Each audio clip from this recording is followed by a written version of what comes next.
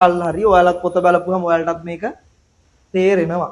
ඒකින්ද හොඳට අහගන්න, ගෙසින් ටික ලියාගන්න. මම එයි කියලා හිතන ටික තමයි මේ දෙන්නේ. හරිද? ඒ කියන්නේ අනිවාර්යෙන් මේ ටික තමයි මම හිතන ටික. හිතන ටිකක් තියෙනවනේ එයි කියලා මේකෙන් දෙකක් හරි තුනක් හරි එන්න වැඩි සම්භාවිතාවයක් තියෙනවා. එන්න දෙවෙනි පාඩමට. මේ මං ගෙස් කරන්න ගොඩක් වෙලාවට එසේ ඈ.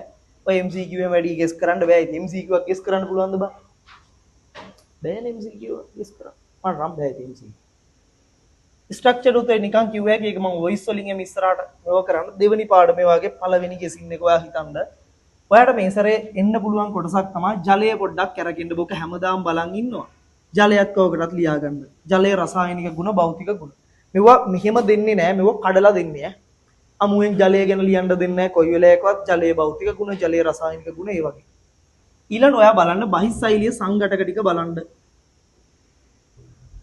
බහිස්සෛලීය සංඝටක කියන්නේ සෛල සංදි ටිකයි බහිස්සෛලීය පූරකයයි සෛල බිත්ති.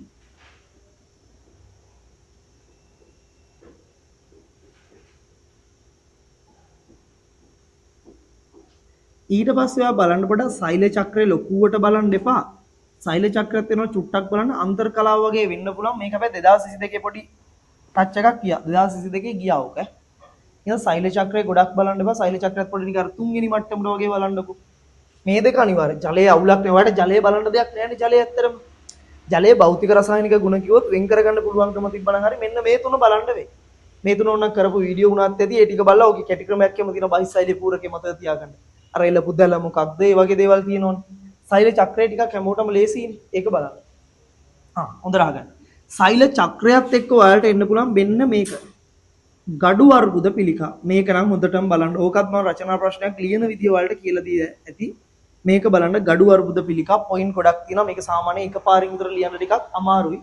ඔක මම කඩපු එකක් ඇති මේ ලියන විදිය කියලා දෙන එක. ඊට පස්සේ ඔයා එන්සයිම් වල මම ටිකක් හිතනවා එන්සයිම ගත්තොත් එන්සයිම බලන එකම හොඳයි. නිෂේධක ටිකක් බලන්න. නිෂේධකත් එක්ක මේ අර සහ සාධක එහෙම ලොකුවට එන්න නම් විදියක් නැහැ. යාමනය බලන්න ඇලස්ටරික සක්‍රියනේ සහයෝගීතාව ප්‍රතිපෝෂී නිෂේධනය. මේ යාමනය කියපුවම තුනම එකට දෙන්න නැති වෙන්න පුළුවන් දෙකෙන් දෙකක් විතර එකක් හරි ඒ වගේ එකක් දෙන්න පුළුවන්. සමහරට ATP නිෂ්පාදනයට සම්බන්ධ කතාව දෙන්න පුළුවන්. ඇලස්ටරික යාමනේ ATP නිෂ්පාදනය සම්බන්ධ කරලා ලියන්න කියලා. අයියේ. එතකොට ලියන්නේ කොයි දෙක විතරද? ඇලස්ටරික සක්‍රිය නිෂේධනයයි ප්‍රතිපෝෂී නිෂේධනයයි දෙවෙනි එක ලියන්න. ඒක පොඩ්ඩක් නෝට් කරගන්න. අර එහෙමද ඔයාලට නිකන් අර අමුයෙන් දෙන්නේ නෑ නිකන්. ඒක ඇතුළේ ඔයාලට ටිකක් හිතන්න හදලා තමයි දෙන්නේ. ඔන්න දෙවෙනි එක. ඔන්න තුන්වෙනි එක එන්සයිම කතාව. පහට අපි බලමු ශෝෂණය කියන එක. ඒ කියන්නේ සෛලීය ශෝෂණය සම්පූර්ණයෙන් බලන්න. ප්‍රභා සංශ්ලේෂණය මම අයින් කරනවා. ප්‍රභා සංශ්ලේෂණය MCQ තියෙන්න පුළුවන්, ස්ට්‍රක්චර් තියෙන්න පුළුවන්. මේ ටික බලන්න. මේ ටික බලන්න කියන ඔයාලා පාඩම් කරන ගමන් මේවට වැඩි අවධානයක් දෙන්න කියන එක තමයි පුනා කියන්නේ. හරි. ඔන්න දෙවෙනි ඒකකේ. එන්න තුන්වෙනි ඒකකේට. තුනේ මට හිතෙනවා නිකන් ඔය අපි කතා කරපු මේ